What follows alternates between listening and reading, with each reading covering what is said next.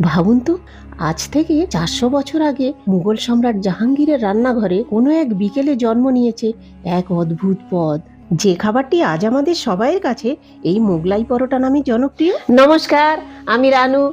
আজকের রেসিপিটি কিন্তু হতে চলেছে একদম ভিন্ন ধরনের, ভিন্ন স্বাদের একটি রেসিপি। সচরাচর আপনারা রেস্টুরেন্টে যে মোগলাই পরোটা খেয়ে অভ্যস্ত তা কিন্তু নয়। আজকের রেসিপিটি কিন্তু একদম একটি বাদশাহী রেসিপি। তাহলে চলুন শুরু করা যাক আজকের প্রিপারেশন।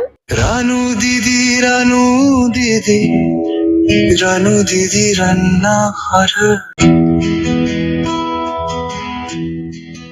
প্রথমেই আমি এখানে একটি পাত্র নিয়ে নিয়েছি। পাত্রটির মধ্যে কিছুটা পরিমাণ ময়দা নিয়ে নিলাম। ময়দার মধ্যে স্বাদ মতো লবণ, সামান্য পরিমাণ চিনি এবং কিছুটা পরিমাণ রিফাইন তেল দিয়ে হাত দিয়ে ডলে ডলে ভালো করে ময়ম করে নেব। ময়দাটাকে ঠিক এইরকম ময়ম করে নিতে হবে। এবার ময়দার মধ্যে কিছুটা পরিমাণ জল দিয়ে হাত দিয়ে ঠেসে ঠেসে মেখে নেব ভালো করে। ময়দাটাকে ঠিক এইরকম নরম করে ডো বানিয়ে নিতে হবে। ডোটাকে ঢাকা দিয়ে রেখে দেব কিছুক্ষণের জন্য। এবার ওভেনে একটি কড়াই বসিয়ে নিলাম। এবার মোগলাইয়ের পুর বানানোর জন্য আমি এখানে নিয়ে নিয়েছি কিছুটা পরিমাণ গাজর, কাঁচা লঙ্কা, রসুন, আদা, কিছুটা পরিমাণ পেঁয়াজ কুচোনো, টমেটো এবং ক্যাপসিকাম।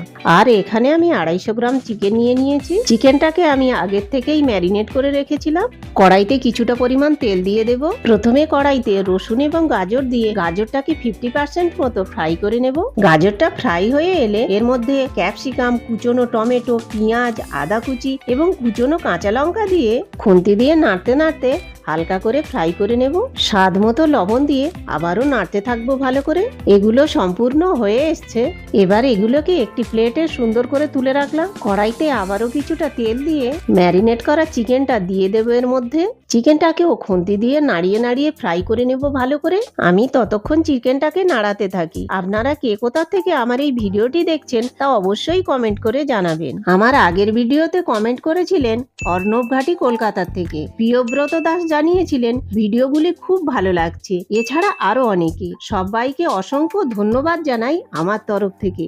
এই যে আপনাদের সাথে কথা বলতে বলতে চিকেনটা রেডি হয়ে গেছে। এবার চিকেনটাকে একটি প্লেটে তুলে নেব।